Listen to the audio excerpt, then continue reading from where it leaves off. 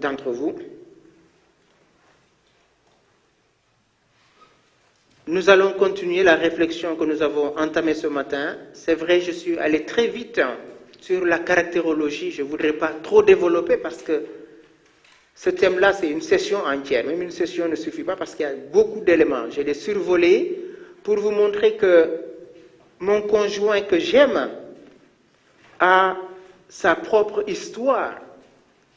Et son histoire est liée à l'histoire de sa famille. Et l'histoire de sa famille est liée à l'histoire de son peuple. Et l'histoire de son peuple est liée à l'histoire de l'humanité tout court. Et donc, vous voyez ces couches qui se superposent. Je ne peux pas en avoir une intelligibilité, c'est-à-dire une compréhension parfaite.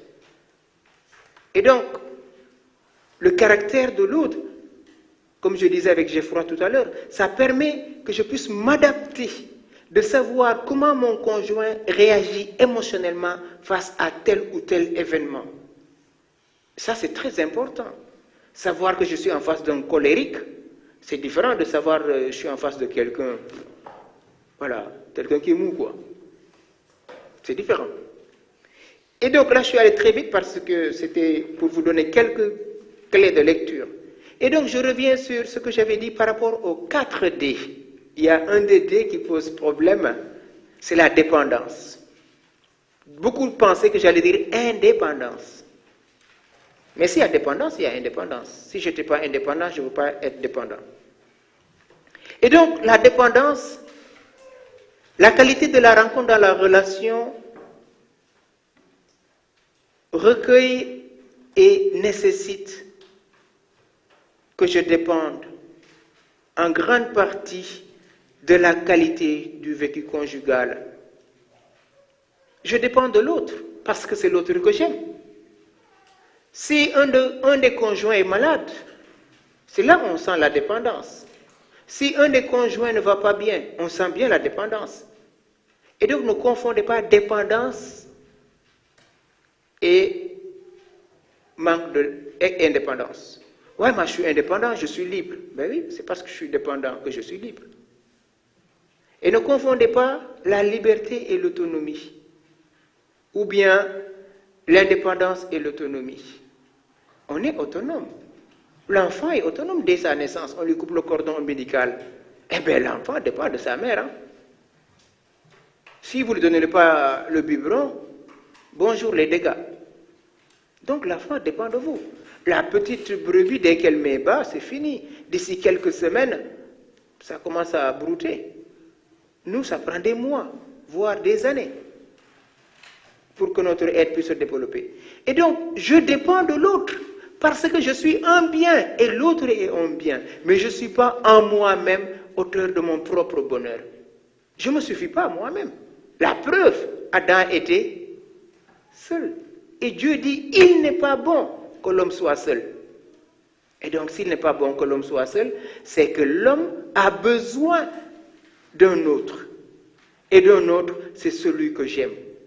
Et celui que j'aime m'unit à l'autre par excellence qui est Dieu. Et donc, cette dépendance, c'est une dépendance dans l'ordre de l'amour. C'est pour ça Paul va nous dire, soumettez-vous les uns les autres. Marie, aimez vos femmes comme le Christ a aimé l'Église. Femmes, soyez soumis à votre mari comme l'Église s'est soumise au Christ. Est-ce que ça va sur la dépendance? Voilà les 4 D qui vont donner saveur à la vie du couple. Ah ben moi je suis libre, je fais comme je veux, quand je veux, où je veux. Bonjour les dégâts. Bonjour les dégâts.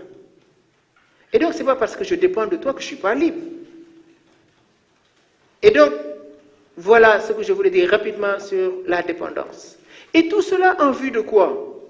Chérie, pour mieux t'aimer. Mais j'aime une personne qui est capable de formuler ses sentiments, de formuler ses désirs. Et donc, je peux entrer en communication avec l'autre. Qu'est-ce que veut dire la communication? Maintenant, si vous le voulez bien, on va essayer de voir ensemble c'est quoi la communication. La communication est l'acte de communiquer, c'est-à-dire d'établir une relation avec autrui, de transmettre quelque chose à quelqu'un.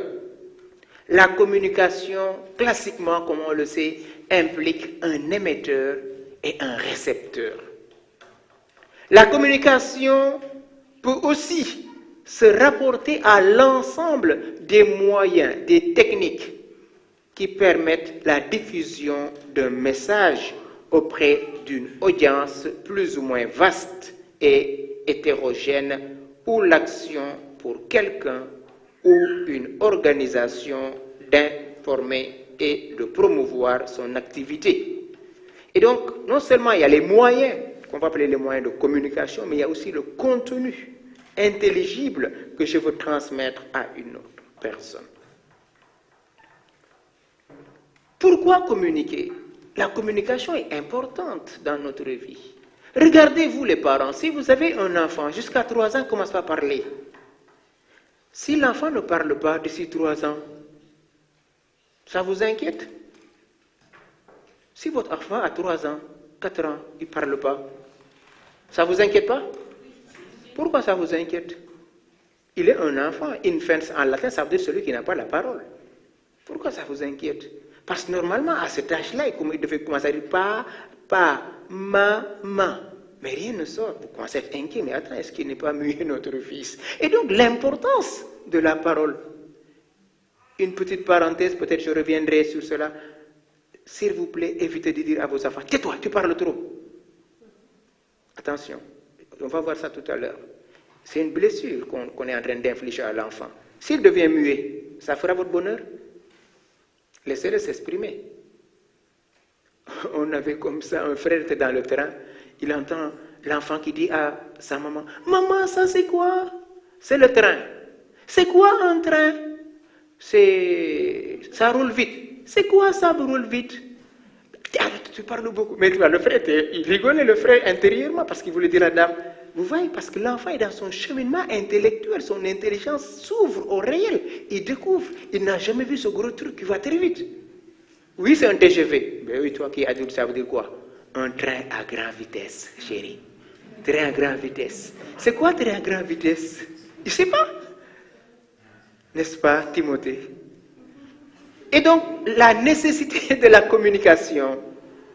La parole requiert une importance capitale dans la relation entre les hommes.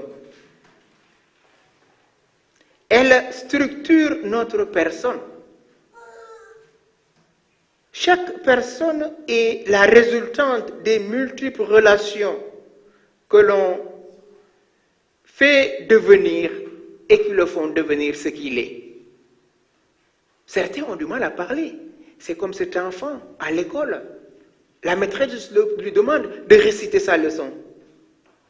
Malheureusement, il avait oublié la moitié. Et la maîtresse lui dit, au coin. L'enfant se met au coin.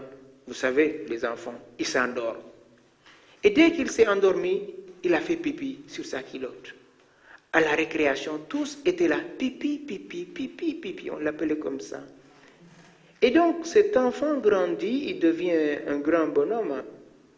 Après plusieurs thérapies, il dit lui-même que prendre la parole en assemblée, il en est incapable. Pourquoi? À cause de cette humiliation qu'il avait subie à la cour de récréation.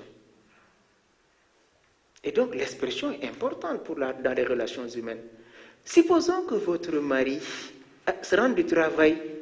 Bonsoir. Il rend ses bagages, il va dormir. Le lendemain, bonjour chérie, il va au boulot. Le soir, il rentre. Ça ne vous inquiète pas? Je vous entends rire.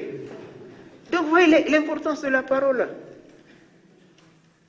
La parole est importante. La communication est vitale pour le tout petit. Mais aussi la communication est vitale pour l'adolescent. Écoutez ce que dit cet adolescent. Mon père, pourquoi mes parents ne m'écoutent-ils pas? On ne peut jamais parler avec papa. Il a toujours raison. Mon père ne parle que pour nous engueuler. Voilà ce que dit un jeune ado. Pourquoi mes parents ne m'écoutent pas? On ne parle jamais avec papa. On ne peut jamais parler avec papa. Mon père ne parle que pour nous engueuler. J'espère que vous n'êtes pas dans ce cas, cher papa. Si vous l'êtes, c'est l'occasion de revoir, parce qu'on est en train de bosser sur la communication. Monique déclare, il dit à son mari, je tiens à te parler plus ouvertement avec mon mari au sujet de choses sur lesquelles nous ne nous entendons pas. Mais il fait tout ce qu'il peut pour éviter de telles conversations. Et lorsque je trouve un moyen pour partager avec lui mes inquiétudes, il trouve toujours une réponse pour en échapper. Comment pouvons-nous apprendre à parler les uns avec les autres? Vous voyez la désolation de Monique? Dès qu'elle veut parler avec son mari d'un sujet très important pour le bonheur du couple et de la famille, son mari toujours trouve les moyens pour esquiver la conversation.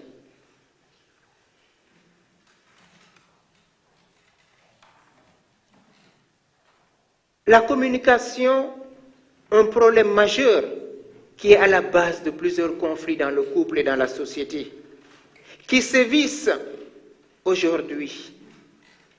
Aussi, elle est reconnue comme faisant partie des causes du divorce.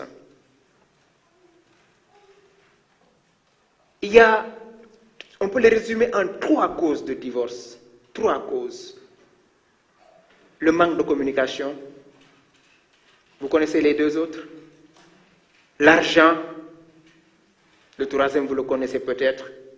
Le sexe. Voilà les 3 causes de divorce. Communication, c'est quoi communiquer avec l'autre? C'est ce qu'on est en train de voir. Comment je gère mon argent? Entre-temps, un des conjoints est au chômage. Il mettait 50, je mettais 50. Il n'en est plus capable. Je fais quoi? Est-ce qu'il a le droit de prendre de cet argent pour donner à sa famille? D'ailleurs, c'est moi qui bosse, c'est mon argent en plus. Point d'interrogation. Le sexe, comment on le vit? Quand je veux, comme je veux, où je veux? Essentiel, le père a dit, il faut faire ton devoir, donc donne-toi à moi, tu m'appartiens. Eh bien oui, mais est-ce que tu as fait ton devoir avant de réclamer? Tu as fait de réclamer des droits? 3 causes. Il y en a d'autres, hein, mais les causes principales. La communication, le manque de communication, l'argent et le sexe. Le Seigneur nous dit dans l'Évangile, on ne peut pas servir 2 maîtres à la fois. Soit on va mentir en l'un ou l'autre. On ne peut pas servir Dieu et maman. Maman, c'est le Dieu de l'argent. Comment on gère notre budget, chéri? Et donc, la communication, maintenant on va voir ce qu'engendre la communication. Là, j'ai vu les difficultés et la nécessité de la communication. Maintenant, nous allons voir la communication permet l'adaptation. Pour vivre ensemble et pour toujours, la communication est indispensable. Chaque conjoint va évoluer suivant sa responsabilité. Si on parle, c'est qu'on veut entrer en contact avec l'autre. Et pour ce faire, on peut s'ajuster et s'adapter à l'autre, d'autant plus qu'on s'aime. La communication et la connaissance des désirs de l'autre nous permettent de mieux y répondre. Par exemple, un mari dit un jour à sa femme, les femmes, écoutez bien ce que dit un mari. Je ne sais pas ce qui me prend, mais j'aimerais aller vivre seul sur une île déserte avec une belle minette. Je vois les femmes se redresser. Je reprends. Un mari dit à sa femme, je ne sais pas ce qui me prend, mais je désire aller seul sur une île déserte avec une minette. Les femmes, ça vous dit quoi cette phrase? Ça vous dit quoi? Allez, on écoute les femmes. Ça vous dit quoi cette déclaration de ce monsieur?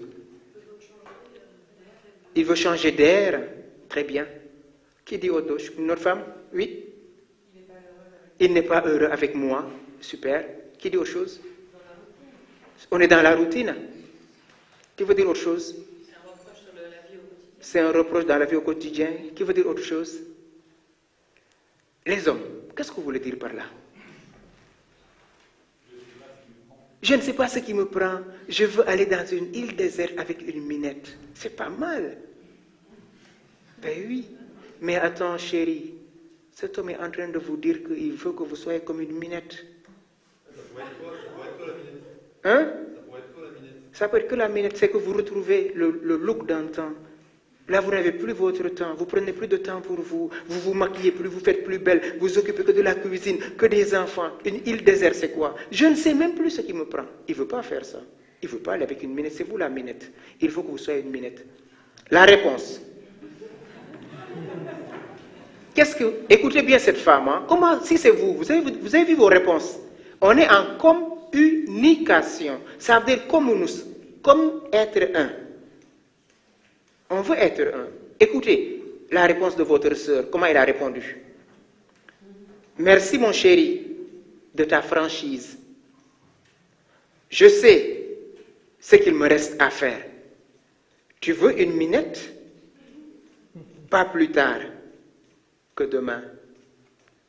Coiffure, petite jupe et la minette avec des hauts talons. Je le ferai mon chéri. Elle n'est pas là à créer des histoires. Ah, tu vas aller dans une minute. Donc, on est dans la routine. Donc, tu n'es pas heureux avec moi. Vous voyez, vous êtes dans des stupéculations. Vous êtes en train de vous-même de mettre vos pensées sur la pensée de vos chéris. Or, la véritable réponse, la minute, c'est moi. Je vais me faire belle pour toi, chérie. Et donc, voilà ce que dit un beau poème.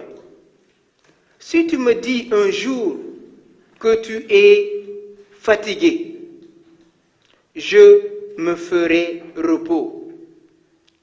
Si tu me dis que ma présence te pèse, je me ferai silence.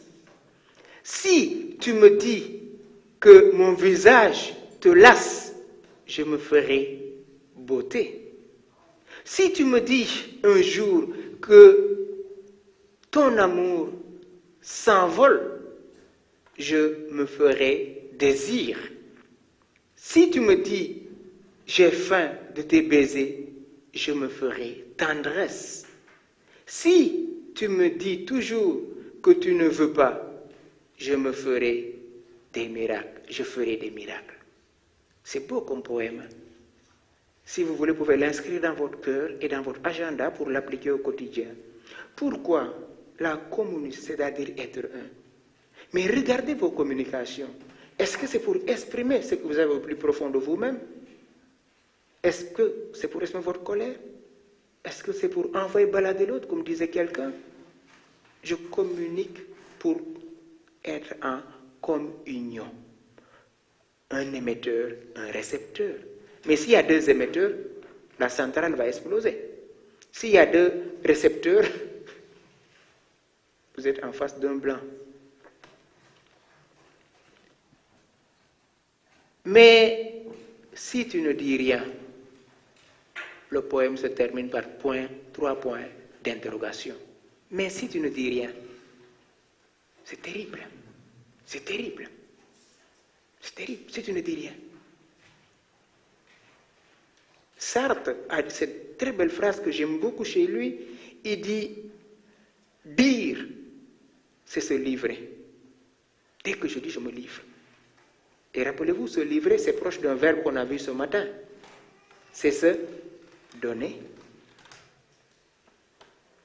La communication aide le couple à réaliser une harmonie charnelle, comme d'ailleurs son enrichissement spirituel. Elle apporte des moments délicieux dont les couples auraient bien tort de se priver. La communication comme solution des conflits en famille, en couple et en famille. Le fait de mettre un nom sur nos sentiments libère. Car, comme le disait un grand thérapeute, Les mots qu'on ne dit pas seront des mots qu'on va soigner. Des mots M-O-T-S deviendront des mots M-A-U-X. Si on ne le dit pas, on va le soigner un jour. Les mots qu'on ne dit pas, on va les soigner, disait le grand thérapeute. Un enfant doit pouvoir exprimer sa souffrance. Un exemple. Paul rentre de l'école. Il dit à sa maman, l'école ça me saoule, je ne veux plus aller à l'école. Écoutez ce que lui répond sa mère. Oh, ta maîtresse, elle est gentille, je la connais. Elle t'aime beaucoup, elle me parle de toi. Qu'est-ce qui se passe entre Paul et sa mère? Paul dit, il rentre de l'école tout fâché, l'école ça me saoule. Et sa maman commence à lui dire, mais mon chéri, ta maîtresse, elle t'aime beaucoup, elle me parle de toi, tu travailles bien à l'école. Elle n'a pas entendu ce que voulait dire l'enfant. Il dit autre chose. Elle lui redonne confiance. Elle clôt la conversation. On verra ça. Une des phases les plus importantes de la communication, c'est l'écoute. Elle n'a pas écouté la souffrance de son enfant. Elle est dans une projection affectivo-imaginative. Ta maîtresse t'aime beaucoup. Elle dit même que tu travailles bien. Mais est-ce qu'il n'y a pas un autre gamin qui est en train de lui créer la terreur à l'école? Est-ce qu'il n'y a pas un autre, ainsi de suite? À sa place, qu'est-ce que vous auriez fait? Très bien. Interrogez. Mais pourquoi l'école te saoule, mon chéri? Pourquoi l'école te saoule, mon chéri? Et là, vous ouvrez. Rappelez-vous, le levier de l'intelligence, c'est l'interrogation. L'intelligence qui se développe, c'est l'intelligence qui interroge. Dès qu'on n'interroge plus, c'est grave. Regarde nos jeunes. Tu veux quoi? Bœuf. Tu veux faire quoi quand tu seras? Bœuf. Bœuf. Ils ne savent pas. Pourquoi? Parce qu'ils sont pris dans ce cheminement intellectuel. Ils sont déjà blasés. Et donc, savoir écouter la souffrance de l'autre dans ce qu'il me dit. Et très vite, nous tous, on est impatients. Très vite, oui. Donc, si je comprends, c'est ça que tu veux dire. Et là, on rentre en conflit. Je sais que tu allais dire ça. Je sais. Comment tu le sais? Il n'a même pas encore ouvert la bouche. Tu as le don de connaissance infuse. La difficulté maintenant à la communication. Aujourd'hui, avec tous les moyens qu'on a de technologie, on peut être tout de suite là. D'ailleurs, madame à côté est en train de tout écrire et d'envoyer à son mari au fur et à mesure que je parle. Et son mari est en train de relire, en train de travailler la conférence en direct. C'est beau ça. Et d'ici quelques jours, peut-être ce que je dis là, vous pouvez le vivre des mois, des années. On peut envoyer tout à l'heure, tout de suite, à l'instant où nous sommes, un message au fin fond du monde. C'est plus facile d'aller passer 1 heure devant son médecin, devant son kiné qui nous fait un bon massage, devant le psychologue, devant le prêtre, devant qui on veut. Mais devant son conjoint, on a du mal. On peut faire passer du temps au téléphone, 1 heure de temps au téléphone. Et mon conjoint m'attend. Je suis en train de lui voler son temps. Je suis en train de lui voler son temps. C'est plus facile de lui parler. Et une femme nous disait dans un séminaire de formation, elle nous disait quand une femme vous appelle la nuit et que ça dure, elle est en détresse. Et demandez, il est où ton conjoint? Il ronfle. Elle est en détresse parce qu'elle n'est pas à qui parler. C'est le moment qu'elle voulait parler. Et donc elle va décrocher son téléphone, soit appeler sa maman ou une des copines. Mais on ne peut pas toujours appeler les mêmes personnes. Donc malgré tout ce qu'on a développé comme technologie au niveau de la communication, notre communication est encore à améliorer. Aujourd'hui, il y a des processus, des profils pour apprendre à communiquer. Mais qui inscrit son enfant? Qui apprend son enfant à communiquer? Ici, on ne mange pas comme ça. Il faut faire comme ça, parce que mon père et ma mère m'ont appris ça. Je l'inculque aux autres, c'est bien. Mais est-ce que j'en ai une intelligence de pourquoi on ne mange pas avec la main gauche? Est-ce que j'en ai une intelligence pourquoi on ne mange pas avec la main? Pourquoi on prend des fourchettes? En plus, c'est mieux avec la main. Ah ben non, il faut prendre la cuillère. Ah non, il faut prendre même une fourchette. Et ça vous blesse la langue. Eh bien, on apprend. C'est un mode culturel. Mais comment je communique cette vérité, cette saveur à l'enfant pour lui donner goût d'utiliser la fourchette au lieu de prendre ses doigts? Un exemple. Philippine, comme il n'y a personne qui s'appelle Philippine dans cette noble assemblée, Philippine dit à son mari, tu es incapable d'admettre qu'on ne partage pas ton avis et ton point de vue. C'est simple, tu as toujours raison. Et voilà, son mari lui répond, puisque c'est la vérité. Philippine reprend. Tu vois, c'est vraiment impossible de dialoguer avec toi. En fait, on devrait se faire aider par quelqu'un. On devait rencontrer un prêtre ou un conseil conjugal. Son mari dit, je ne comprends pas du tout. Tout va bien dans notre couple, chérie. Qu'est-ce qui te manque? Tu as tout. Et Philippine lui répond, oui, j'ai tout, sauf l'essentiel.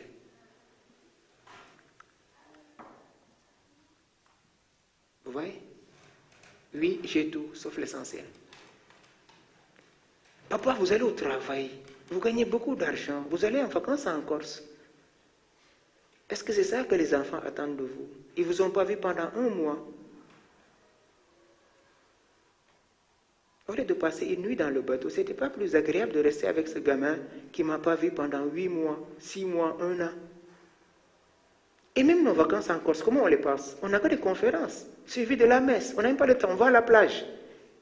On n'a même pas le temps de jouer avec papa. Même chaque de chape, on ne le fait pas. Après, on rentre chez nous. Ah, les vacances étaient cool, les enfants. Oui, papa. Si vous me le permettez demain, j'aimerais travailler avec les enfants sur la communication, si vous le permettez. Vous aurez une réunion avec, voilà, pour voir où est-ce qu'on est dans la session. Mais si vous le permettez, je vais travailler avec les enfants. Et vous verrez leur mode communicationnel, comment elle est vachement différente de la vôtre. Et donc, est-ce que j'ai tout? Tu as tout ce qu'il te faut, chérie? Oui, j'ai tout, sauf l'essentiel. L'essentiel, c'est qui? C'est toi. C'est toi mon cœur, c'est toi mon trésor. Et c'est ce que Jésus a reproché aux pharisiens. Vous parcourez le monde pour en faire un seul converti et vous le rendez pire que vous. Waouh! Ils sont assis sur la chair de Moïse. Ils enseignent, mais ils ne font pas ce qu'ils enseignent. C'est plus facile de donner un bonbon à un enfant qui pleure que de le prendre dans ses bras et de passer toute une nuit debout pour le faire dormir. Et parfois même, on peut mettre un peu de rosée, c'est pas mal.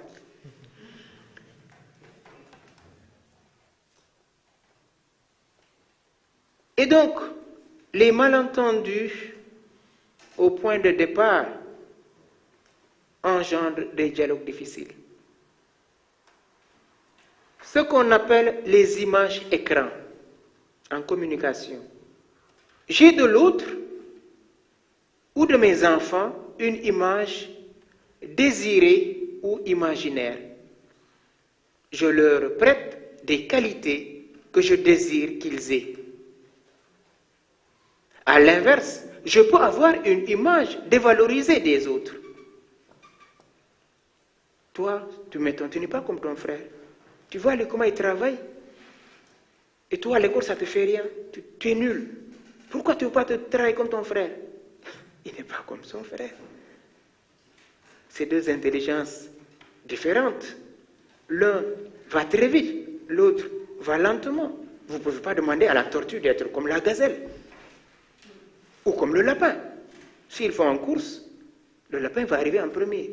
Mais heureusement, la tortue arrive avec sa carapace. Et donc, apprenez cela. Des paroles ont une puissance. Et ça, c'est Saint Jacques qui nous le parle dans le chapitre 3 de son épître. Il dit la langue, c'est un des membres les plus petits, mais qui cause des dégâts énormes. Il va prendre l'analogie de... C'est comme une brindille qui enflamme toute une forêt. C'est beaucoup une forêt, hein? Et pourtant, c'est une petite brindille. Il dit, c'est comme le gouvernail qu'on met dans les bateaux. Vous qui avez pris Corsica, vous avez vu combien vous étiez à l'intérieur. Hein? Eh bien, c'est un petit gouvernail. C'est la même chose que la langue. Il peut faire du bien comme il peut faire du mal. Et rappelez-vous, comme dit le grand philosophe Aristote, il dit que les enfants sont des tabula rasa, c'est-à-dire ils sont vierges. Ce que vous gravez dans le disque dur, c'est ce que vous aurez. Hein? Si vous gravez dans leur intelligence, dans leur nul, ils sont bêtes, ils ne valent rien, vous les détruisez. Hein. Je ne sais pas comment ils auront l'estime d'eux-mêmes demain, hein, jusqu'à vouloir être comme leur père ou comme leur mère. Et donc, aux amateurs, à revoir.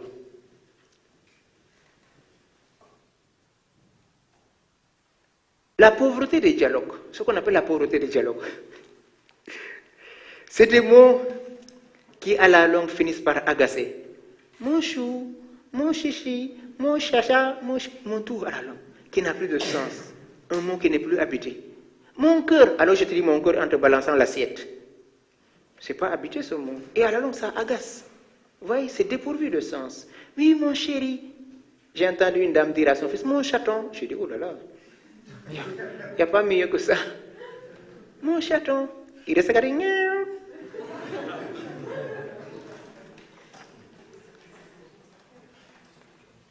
Maintenant, la mésestime de soi. Si je ne m'estime pas, quelle image je reflète aux autres dans ma communication? C'est important. Et donc, tout ça, c'est pour montrer que la communication réclame une présence. Regardez quand on est énervé ou en colère, mais très vite on peut envoyer des paroles incendiaires, hein, sans le vouloir, parce que l'inconscient a pris le dessus. On n'a plus de contrôle et on envoie à quantité de choses difficiles.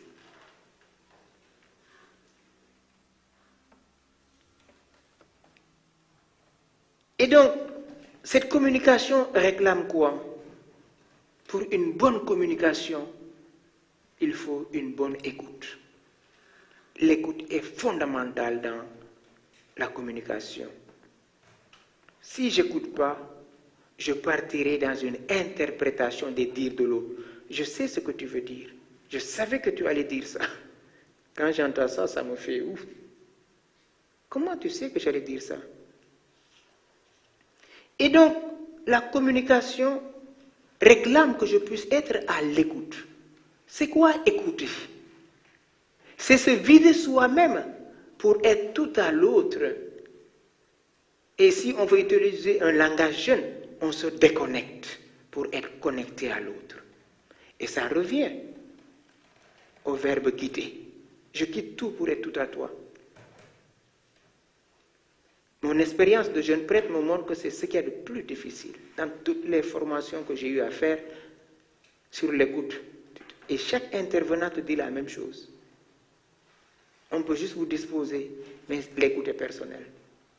Comment vous pouvez écouter une femme qui a été battue hier soir, alors que vous-même, votre propre maman a été battue?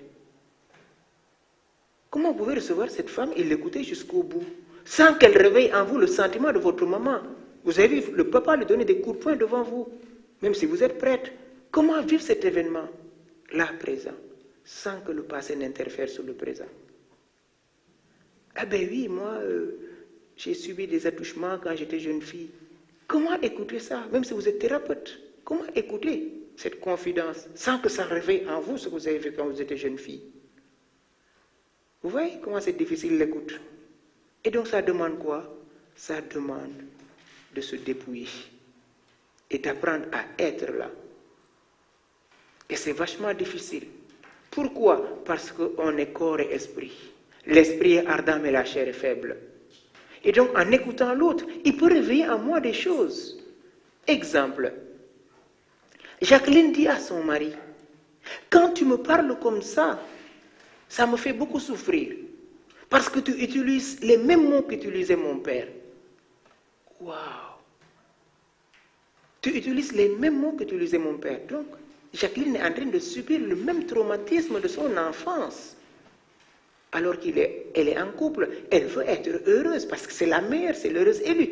Mais malheureusement, son mari, d'une manière inconsciente, est en train de la détruire. Sans, bien sûr, le vouloir. Est-ce que son mari a écouté sa femme? Tu utilises les mêmes mots que mon père. Si son mari était attentif, il pouvait entrer dans une communication en l'interrogeant. Et donc, l'écoute. Je pourrais passer tout le temps à vous parler de l'écoute, mais on avance, on va plus vite. Ce qu'on appelle l'empathie. L'empathie, par exemple, dans le théâtre, on dit tu te mets dans la peau de l'auteur, dans la peau de l'acteur. Et donc, wow, il joue tellement bien, on dirait c'est James Bond. Il fait tellement de sauts qu'on pense, oui, c'est mis. La semaine passée, on a eu un groupe, les groupes des ados qui nous ont fait une pièce sur Maria Goretti. Waouh, les gens étaient émus. Mais la fille a joué tellement bien son rôle de Maria Goretti au moment où son agresseur va lui donner le coup. Elle tombe. Oui, Seigneur, je le pardonne. Mais nous tous, on était saisis. Et je voyais quelques mamans, mais elle nous a mis tellement dans la scène de Maria Goretti que tu imaginais voir la scène. Et c'est ça l'empathie. J'essaie de sentir ce que sent l'autre sans être l'autre. Je me mets à la place de l'autre tout en étant moi-même. Et donc, la troisième manière d'une bonne communication, c'est savoir interroger. Chérie, si je comprends bien, est-ce que tu veux dire ce qu'on appelle la reformulation? Je reformule. Chérie, si je comprends bien, c'est la minette. Je veux aller dans une île déserte avec une minette. Chérie, si je comprends bien, est-ce que c'est ton désir d'aller dans cette île avec cette minette? D'ailleurs, tu la veux comment? Blonde, brune? Voilà. C'est que, ah ouais, donc ça veut dire qu'on n'est pas heureux. Vous voyez, vous êtes dans une interprétation. Chérie, si je comprends bien, est-ce que c'est ça que tu veux dire? Et ça qu'on appelle la reformulation.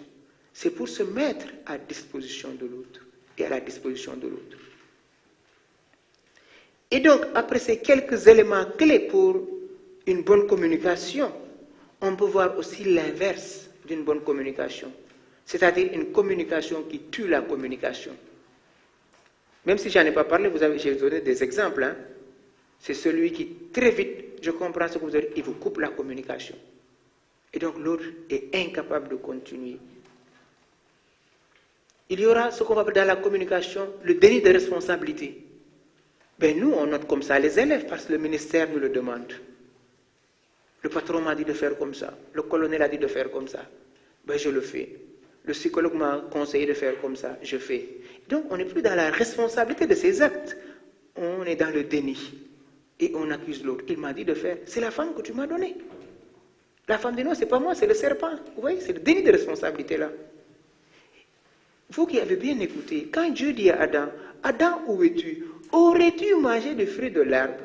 C'est quel type de communication? Vous qui êtes maintenant des pros. Dieu qui dit à Adam, aurais-tu mangé le fruit de l'arbre? Il interroge bien sûr. Il est en train de faire œuvre de miséricorde pour ramener Adam à sa conscience. Il est omniscient, il sait très bien pour lui. Tu as mangé le fruit, clac. Regardez comment vous faites avec vos enfants, vous le surprenez en train de prendre le frigo. Non, je regardais. Comme un de nos frères en pleine nuit, il va dans les gros frigos là. Il rentre, il se sert, paf, il rencontre son père, mais boum. Il a tellement peur, il dit à son père, mais tu fais quoi ici? Alors c'est le supérieur qui devrait dire, à pareille heure, qui devrait être au lit, tu fais quoi ici? Il a tellement peur, tu fais quoi ici? Bien sûr. Et donc, cette communication va me permettre de découvrir aussi la manière de communiquer de l'autre. Vous le connaissez mieux que moi, c'est ce qu'on va appeler les langages de l'amour. Les langages de l'amour. Quand je suis en emphase avec l'autre, quand je suis dans une reformulation, je cherche quoi? À communiquer avec l'autre. Si je commençais à vous parler japonais, je pense qu'il n'y aurait pas beaucoup qui allaient me comprendre. Et donc, les langages de l'amour. Vous les connaissez mieux que moi. Gary en a dit 5. Il y en a plus, mais on peut s'arrêter à 5.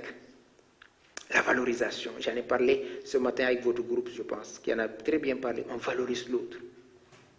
Et je vous assure, votre enfant, regardez, en train de faire du gribouillage. Oh mon chou, que c'est joli. Même si ça finit à la poubelle dans 2 minutes. Vous le voyez, c'est joli. Mais devant lui, vous ne froissez pas quand même par délicatesse. Oh mon chou, que c'est joli. Waouh! On dirait Picasso. Eh bien oui. Et là, il est content, il est fier. parce que papa l'a valorisé, maman l'a valorisé. Je vais vous donner un exemple très simple de ce que je dis comme ça. L'année dernière, ceux qui sont sur l'autre aile, ils ont vu, on a eu des toilettes toutes neuves. La première session, il y a une fille qui est claustrophobe. Et donc, comme la porte ne s'ouvrait pas, il a paniqué, il a mis un coup de pied sur la porte. Et on a senti que c'est cassé. Le frère vient me voir, il me dit, il y a un problème dans telle douche. J'ai dit, ah bon?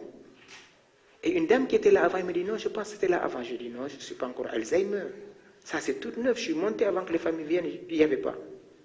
Et pendant la conférence, j'expliquais aux parents. Et d'un coup, l'enfant est venu à mon bureau. Il me dit, mais, il commence à pleurer. Je dis, qu'est-ce qui se passe? Je vais vous parler. Je dis, vous voulez me parler? Arrêtez de pleurer et asseyez-vous. Qu'est-ce qui se passe? Oui, je vous demande pardon. C'est moi qui ai cassé la porte. J'avais eu peur, j'ai donné un coup de pied. Je dis, mais bravo chérie. Merci de me l'avoir dit. Et après, je dis, maintenant ne pleure pas.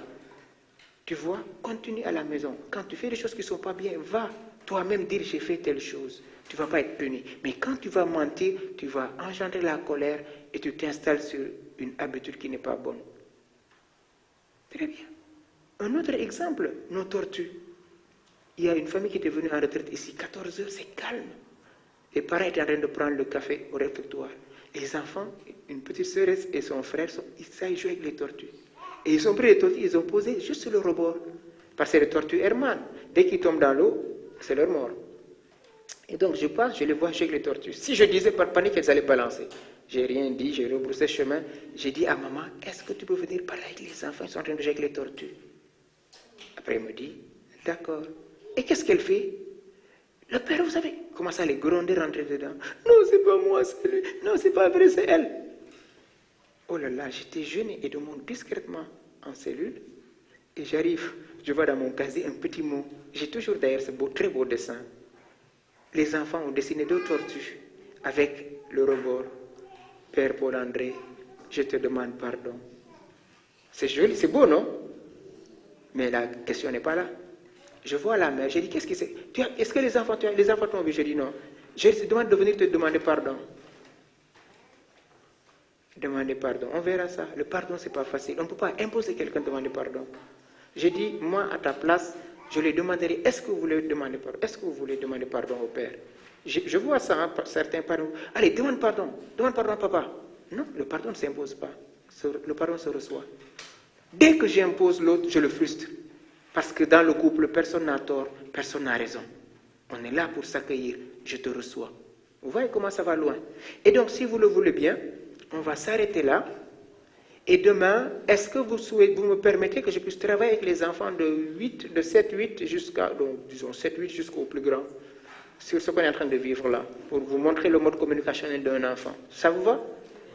Et donc, demain, je vais dire aux frères responsables, au lieu de leur faire un témoignage, je vais reprendre les enfants. Et si Dieu nous donne vie, on continuera dimanche. Parce que demain, c'est la marche.